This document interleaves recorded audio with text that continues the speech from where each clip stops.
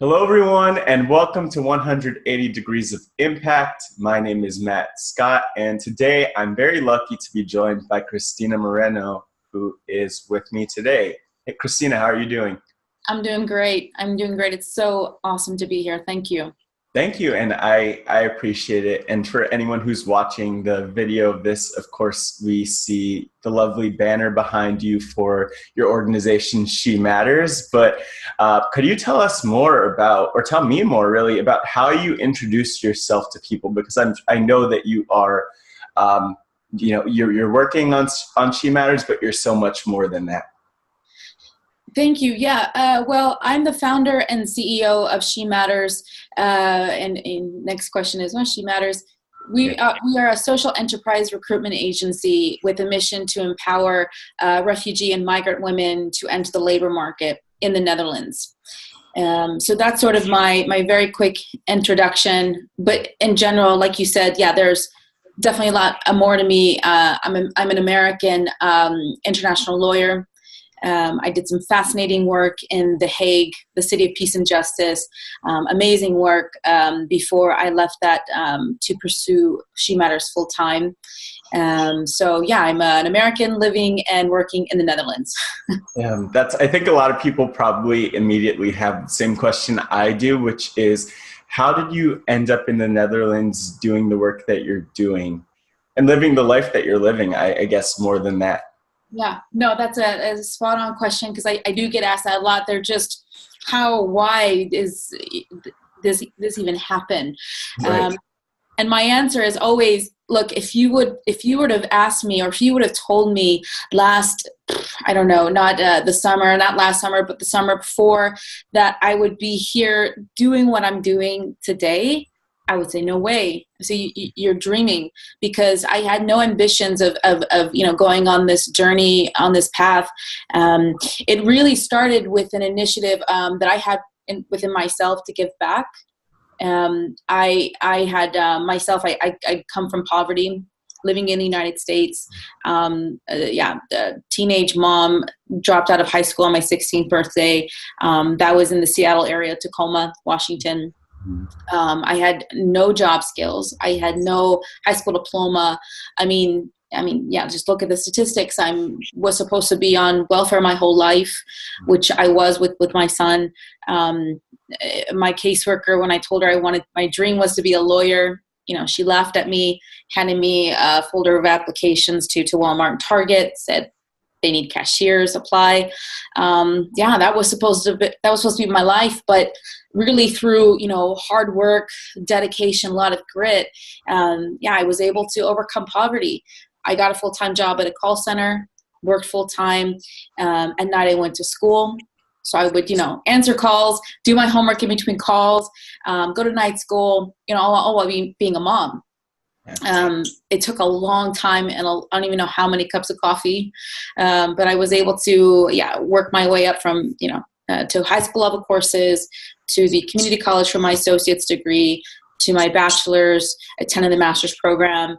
And in 2013, I graduated from law school.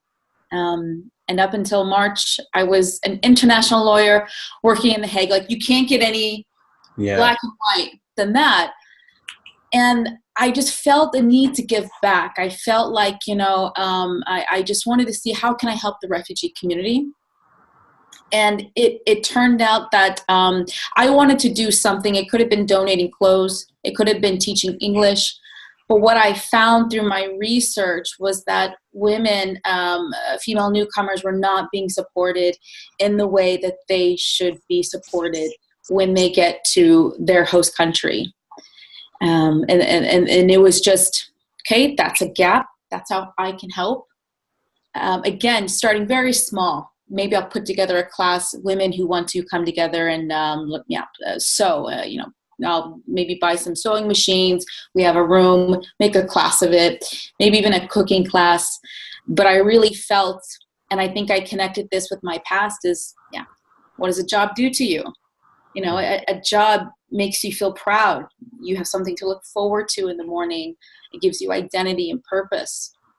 And that's essentially how I was able to connect my past, my experience, to the needs of women, female refugees here, is with jobs. And that's essentially what we do at She Matters.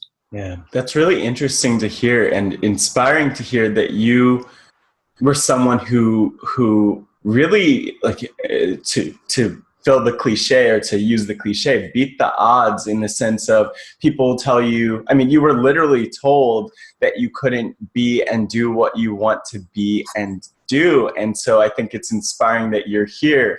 And I think it's actually just so beautiful that She Matters is right over your shoulder right now. And I'm sure it's in your heart at the same time. So I thank you so much for all of that work. Like, one question I have for you is, just considering all that you had working against you in terms of whether it was other people's expectations or other institutional factors in society, I'm wondering, what was it that took you from just having this idea of what you wanted to do to actually fulfilling your passion? Because you had a lot. I mean, we'll talk about the barriers that refugees and migrant women face, but it sounds like you also had a lot of barriers that you were facing. So why did you decide to climb over those barriers, and how did you manage to do that? Do you mean that from the time that I was, working to come out of poverty, or do you mean my experience now with She Matters? No, I mean going back to your experience working to come out of poverty, really. Yeah, that's also a really good question, because if I go back to the story of my caseworker, I remember that moment like it was yesterday. I don't remember her name. I don't remember her face really, but if I saw her again, I would give her the biggest hug, because she changed my life. Yeah. When she told me that, I remember feeling embarrassed, defeated, and just, silly that I had the audacity of still holding on to this dream of becoming a lawyer, this dream that I had had since I was a little girl. I didn't know what a lawyer was, but growing up, you want to be, a lawyer, a doctor, an astronaut, and I knew I wanted to be that. But of course now, or then I was just, my life is different. She's right. But then I remember on the bus ride home, looking at my son when he was sleeping and just thinking, like, I didn't want this to be our lives. Like, my son deserves better than this. He deserved more. And then I started to get really angry at her, because I thought, I don't have much. I don't have even a dime in my bank account. But what I have is my life, right? That's mine. Yeah. And the direction that I decide to take my life in, that is what I have. And nobody can take that from me. And I think it was that realization that, through hard work, look, I'm fourth generation Mexican American. And I come from a family of hard workers. My grandparents, great grandparents working in the fields, picking fruit, picking vegetables, back-breaking work, but so that they can, put food on the table. That to me is that's the essence of hard work. It's in my blood. And I wasn't afraid of it. I wasn't afraid, and I still am not afraid of hard work. I think that we put limitations on ourselves. I think that to me is what I see a lot of people doing. They're afraid to take risks. They know what their passion is, but there's all sorts of questions. Security, will I have it? If I leave my job, I won't have an income. So many what ifs. And so I just have always been that person where I'm going to take a leap and I'm going to develop my wings on the way down. I'm sort of like one of those things. I just believe in it, and I figure we get one life. We get one life, and I want to make mine count. And that's just the way. Yeah, that's just the way I guess I run. That's the way I'm built. Yeah, and it seems like even just in explaining that, you were answering another question, which is how that experience of overcoming has informed your work now. You mentioned the hard work, and I love what you're saying, developing the wings on the way down as you kind of jump off. And that's a scary thing to do, obviously. But one thing that comes to mind for me is that I know that some of the work that you do is focused, or a lot of the work that you do really is focused on empowering women with tech skills and empowering refugee and migrant women in particular. And immediately my sister, my older sister, Lindsay, comes to mind because she is in the tech field, studied computer science. She is someone who, like, she started out her career after college modeling and acting. She studied computer science and theater, and she decided that she wanted to model. That, I think, was her dream. And, you know, as you can imagine, there's a timeline on that for a lot of people. And so she dove right into that. And then she decided, you know what, I'm going to do more coding and building apps and using my tech skills. And now to this day, there are still people who come back at her and say, really, can you, like, how, you can't be smart and beautiful. And, you know, and then there's the aspect of it, of her being a Black woman, which also is a factor. There are all these other factors that weigh in, but I think it's really interesting to hear how you are navigating that. There are very real factors that affect women and refugee and migrant women in particular in society. But I like what you're saying about how sometimes, like, even despite those factors, we also put barriers on ourselves and tell ourselves that we can't, and we might even give up without thinking too much about that. I actually want to get into that a little bit in terms of refugee and migrant women. Like, why was that population in particular so important for you to address in the work that you do with She Matters? I think because if I go back to when I was saying that I wanted to give back, I wanted to do something that wasn't already being done. Yeah. Because I felt, you know, if something was already being done, let me contribute to that. Let me not, reinvent the wheel. This whole initiative started after I gave a Hague talk. Mm-hmm. It's sort of like a TED talk, but it's peace and justice in action. So it's sort of these talks about international law. So I was asked to give a talk about, you know, inclusive justice. So they wanted me to talk about what is inclusive justice, what does it mean to me, and how can I relate that to where I'm from, which is the U.S.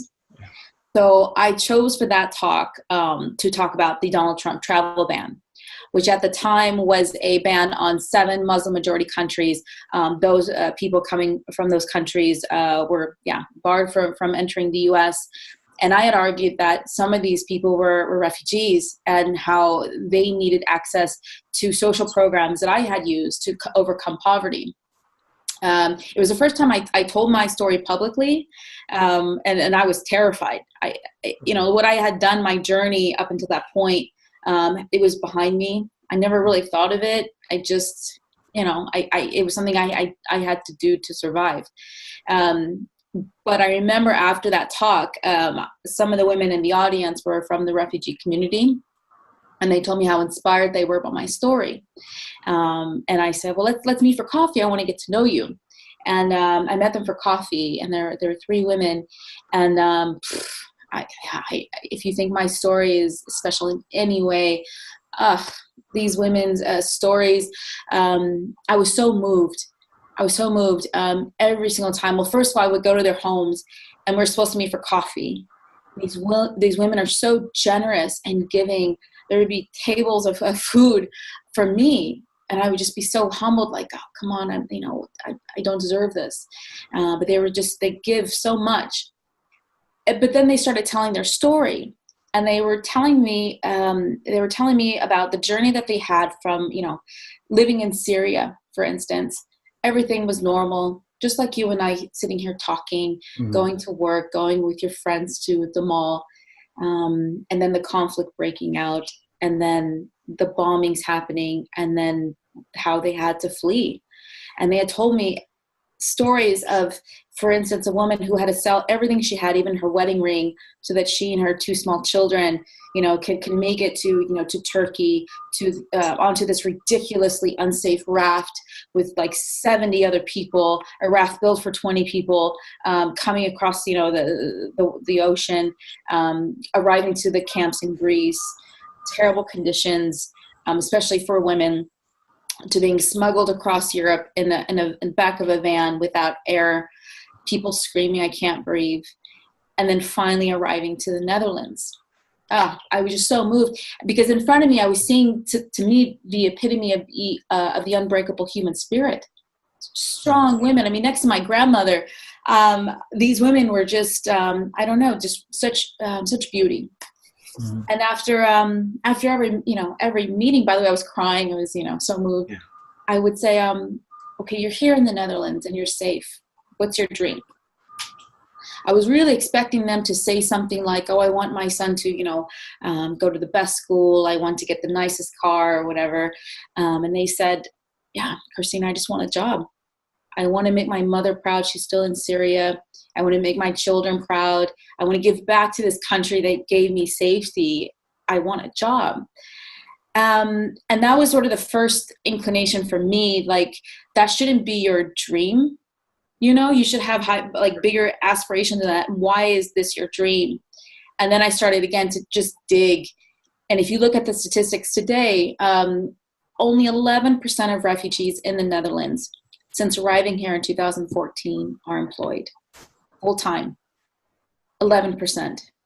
If you look at the city of Rotterdam, which is where we're located, only 4 out of the 2,229 refugees are employed full time. These numbers, you cannot ignore them, and I cannot believe that. But it's through my experience, it's through my outreach with companies that I do understand why refugees are not being hired. Wow, I'm almost at a loss for words, which doesn't happen a lot for me, but I'm almost at a loss for words because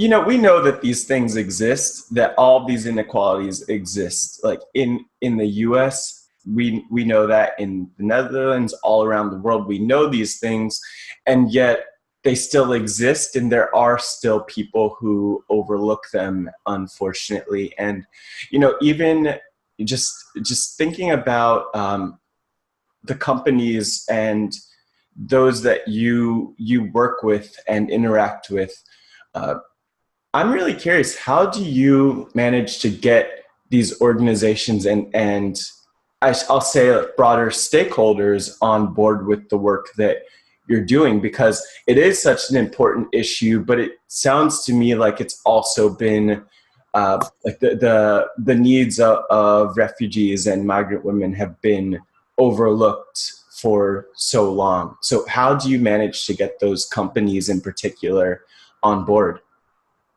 Yeah, what we've done at She Matters is we're a recruitment agency. That's just a general overview, but we're much more than that. I think that at the heart of She Matters, what we do is we provide emotional and psychosocial support to these amazing women. There is something to be said about telling someone, "I see you. I don't see through you. I see you. I see your potential, and I know where you're going, and we'll go there together. I don't know how we're going to get there, but we're going to go there together."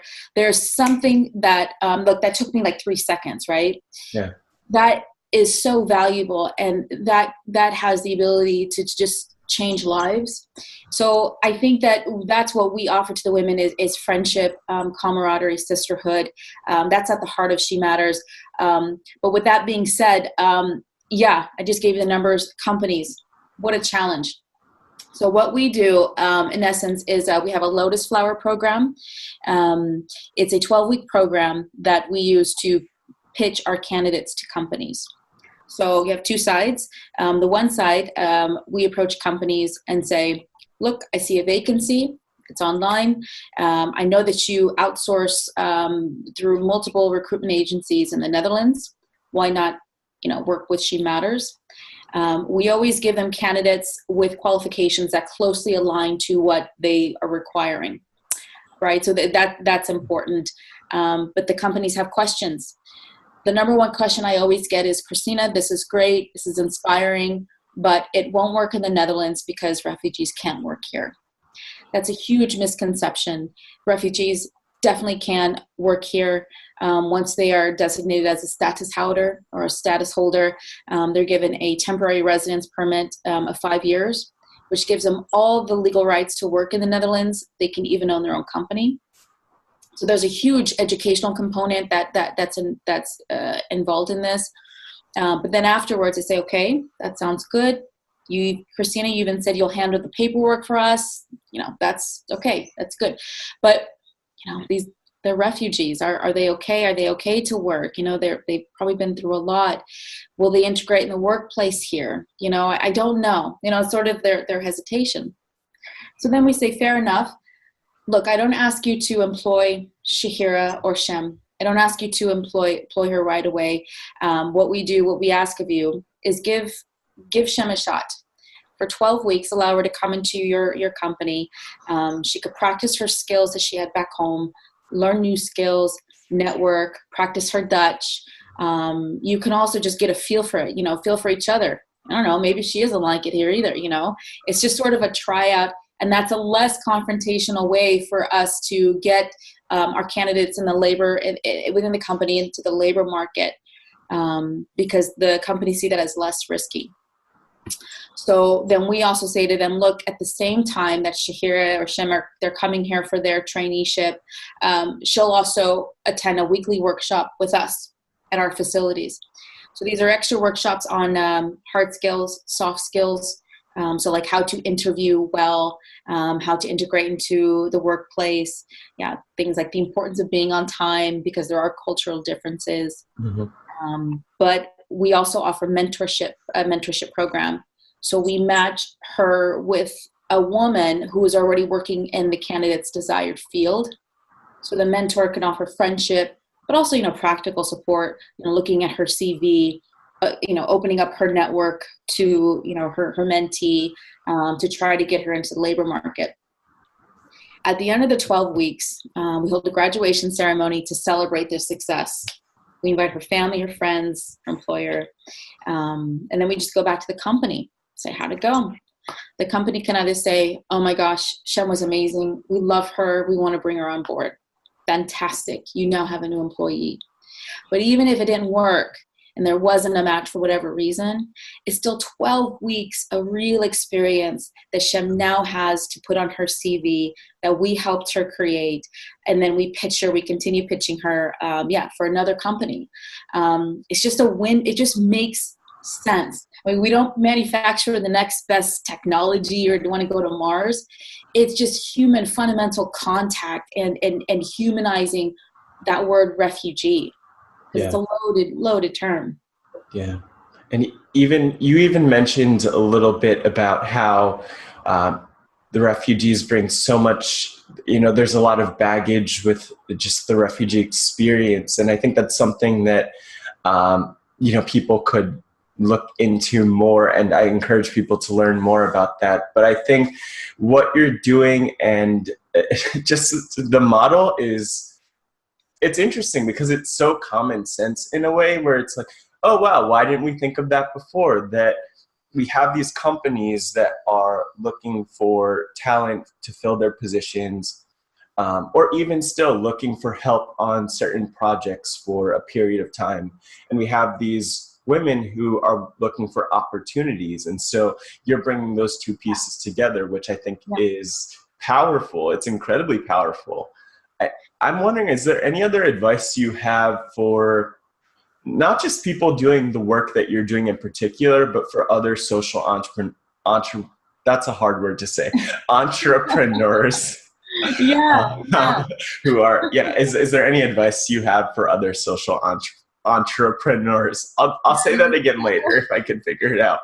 That's bad. It's a tough word, but it also is just a tough, it's a tough role to be in. I think, look, if I were to give myself advice going into this, or even expectations, I did not know how much hard work it would be involved in this. Being a social entrepreneur, but just an entrepreneur in general, a female entrepreneur, because there is also a difference. It's hard. I mean, there's no more concept of weekends. You know, like, oh, thank God it's Friday. Oh, you know, it's that really doesn't exist anymore. I put in, I don't know, 13 hours a day. I work hard, but that's just because I am so passionate about the women who I meet. I would do anything for them, and there's just a level of passion and love that I have for what I do. I think that you have to have that if you're looking to make any type of startup a success. You have to have that passion. Without that passion, if you don't have the why to go along with the passion in the startup, it's going to be tough. There will be moments of 2:00 in the morning of just feeling like, oh man, I didn't do my best today. I didn't bring my A game. I feel like I'm letting, the women down. It's what I think. But I always have to go back to those good moments. One of the good moments I always go back to is the first match we made. The first job, the connection we made. It was a busy week. Did I shower? Did I shampoo my hair? I don't know. Maybe I did. I don't know. But I can tell you how many cups of coffee I had, because I drafted the contract. It wasn't I'm not an expert in Dutch labor law. The company had questions, and I wasn't sure if it was going to go through.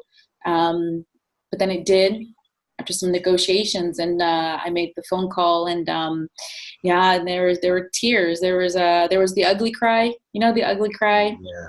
I did the ugly cry. Not even like the Hollywood, like the music in the background with the wind blowing. It was like the ugly cry, because she started crying, and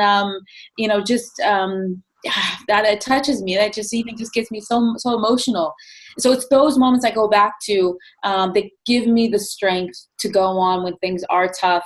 So my advice, to go back to your original question, is be passionate. Make sure that what you want to do is connected with your why. To me, that is just the only way it works. It will work. Yeah, and I think that's powerful, and I've heard that again and again in a lot of these conversations, and I think there's something to that, that you need to start with your why, because if you don't have that why, it is so easy just to drop the work that you're doing and to stop doing it. Like with 180 degrees of impact, I have my why, and I feel like every interview I remind myself of it. And it's having conversations like this one where, my eyes are really open to just some of the ways that we could be better for people in society who could really sometimes, use programs like She Matters and other similar programs that social entrepreneurs create. And so I'm wondering, as a follow-up to that, are there any particular resources that you've turned to in your social entrepreneurship and female social entrepreneurship journey, whether that's like books or podcasts or seminars or people? Like, what has helped you get through that? What resources have helped you get through that journey and to the point where you are today? Yeah, I am a huge fan of podcasts. There's one, it's called the Quote of the Day Show by Sean Croxton. Okay. And I am just a huge fan of it, because I don't have a lot of time. So I know that the first 20 minutes of you waking up are the most crucial time for you to learn new things and have, new knowledge. So while I'm getting ready, I put on my phone these short segments that he has, and I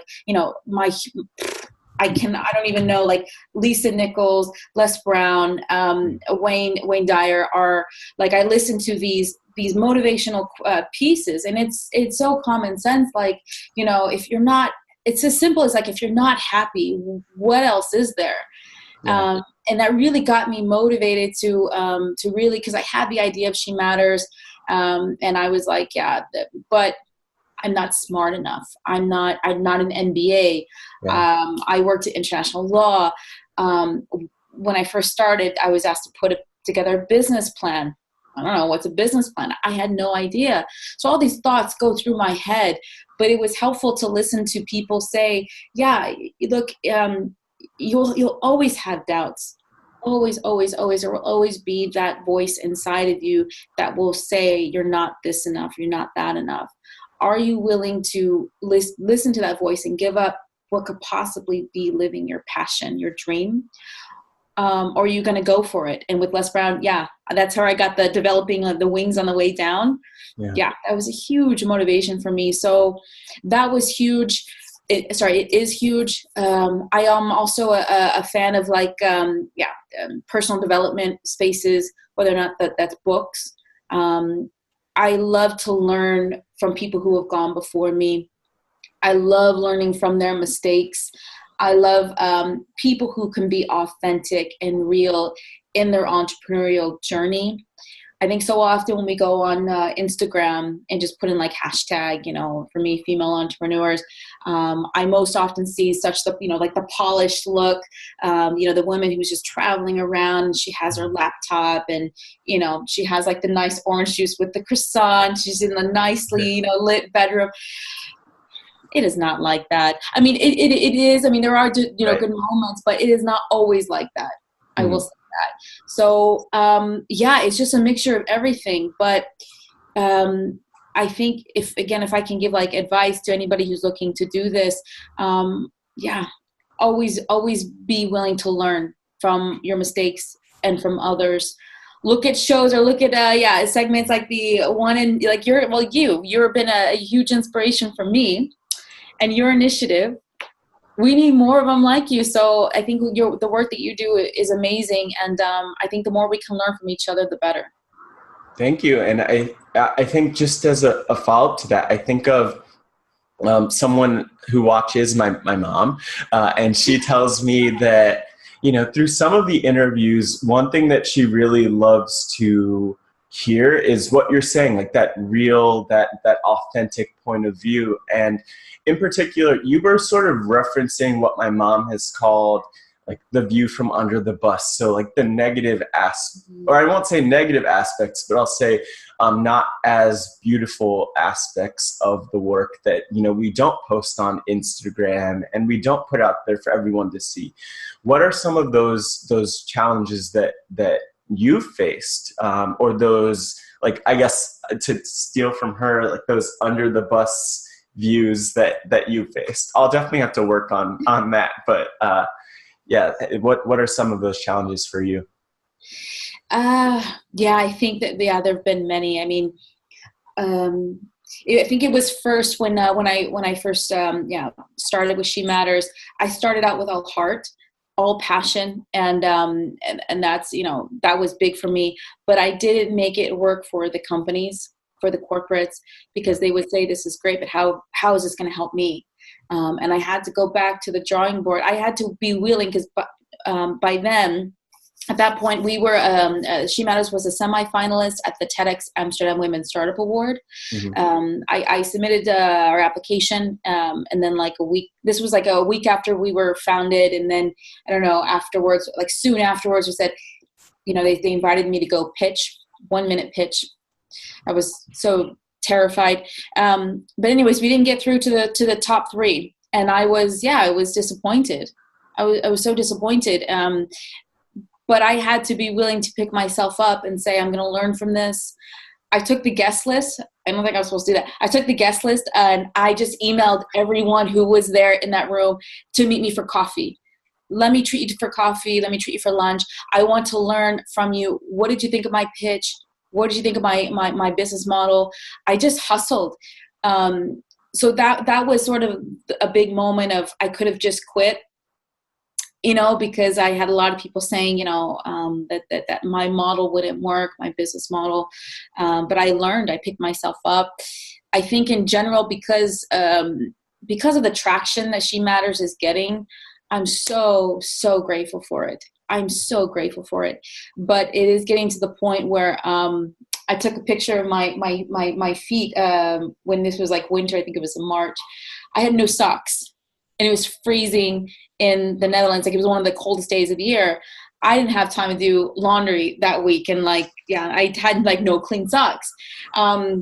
moments like that, or like, you know, being so tired, you know, like like you look at your face and you're like, I look like death. Yeah. You know what I mean? Like, it is a challenge. But then if you look, just take a step back from the practicalities. Women in general, yeah, being a female entrepreneur, it's a different ball game than, you know, when you're a man. They receive less of VC funding. I think in last year they received, I think, 2% of VC funding, venture capitalist funding. That's a challenge. So yeah, it does vary. But I think, again, I guess this goes for anyone. Be able to pick yourself up, learn from your mistakes, hustle, get a tribe. That's been huge for me. Yeah. Getting a tribe of women who will pick me up when I'm down. That's huge. But yeah, I think the key is just, you know, just keep going. Like you said, like, you know, there will be moments of being under the bus. Yeah. There still are. Just yeah, believe in what you do, and you'll always be able to overcome that. Always. Yeah, and I appreciate you sharing that. And I think one thing that's beautiful is that, you know, you've been doing your work, but at the same time, you have so much that is left for you to accomplish and to do. And like you referenced a lot of the stories that you've heard with of refugees and migrant women, sitting down and having coffee with them. I'm wondering for you, as one of my last questions, really, and one of my favorite questions, that if your life were a book or documentary, what would the title of that be and why? What do you want the title of that to be and why? I love that question. That is a spot on question. I'm excited to hear. It's a fun one because I think every time someone stops and they're like, wow, that's a lot. That's a lot to live up to. So if you have one answer, that's great. If you have multiple answers, it could be a series of books and documentaries. But I'm excited to hear it. Yeah. I'm going to go with a very simple answer. And that would be She Matters. Yeah, I'm gonna go with that, because I think that, of course, you can, you know, that it. I want my story to be about the impact that I've had on the world. I want to be able to, you know, look back on this moment and say, you know, I was terrified. We're a social enterprise, which means we're a company. I am an American fourth generation woman trying to make a policy change in the Netherlands. This is not my country, but I'm following my heart and what I know is right. But that aside, I think if you look at my life, it took me a while to be able, just a personal note, to be able to say that I matter. And for a long time, I had been you know, my story, I had been looked through. A large part of my life, I felt like I wasn't seen. I was never the I was never the smartest person in the classroom, even up until law school. But I've always had the most heart, and I've always been the most one of the most hardworking. And it took me a while to really love myself and to say I matter. And that's why I think She Matters is every bit a part of Christina. I mean, my dream is that, number one, that She Matters will not be needed, that you won't have to have a special program that will sort of kick open the door, hold the door open for refugee women. It's my biggest dream. But I think we're far from that. And my dream is that I can pass this on to a woman with a refugee background who could take this one step further. But I think, that's my long-term dream. But this has just been I'm just so proud of my life. I've made mistakes. We all have, right? But I think I choose to just believe that, you know, take this as a journey and take it as, you know, with the goods and the good and the bad, and never be afraid of, if you want to do something, do it, but do it with your heart. Love yourself enough to know that you're worth it, that you matter, and go for it. So that is my very long-winded answer to your very on-point question. No, I mean, but I think it's important because you can't understate, or you can't overstate really how important it is to realize that you matter, because I think that a lot of people struggle to see that because they're focused often on looking around them at everyone else and everything else that they feel, you know, matters, rather than just looking at themselves and seeing that they too do matter.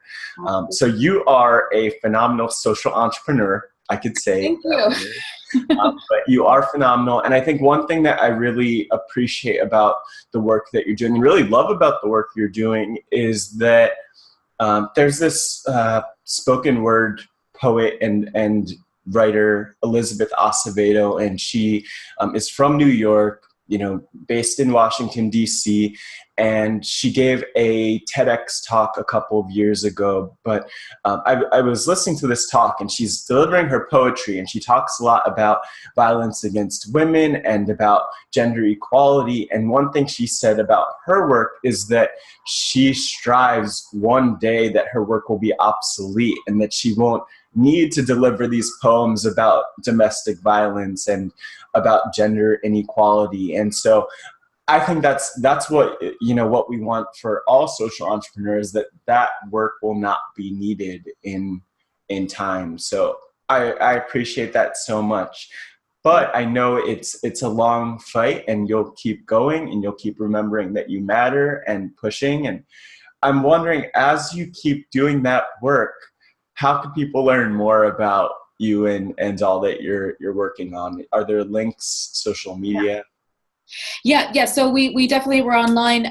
Please come visit us, learn more about what we do at shematters.nl. You can find more information about our Lotus Flower program.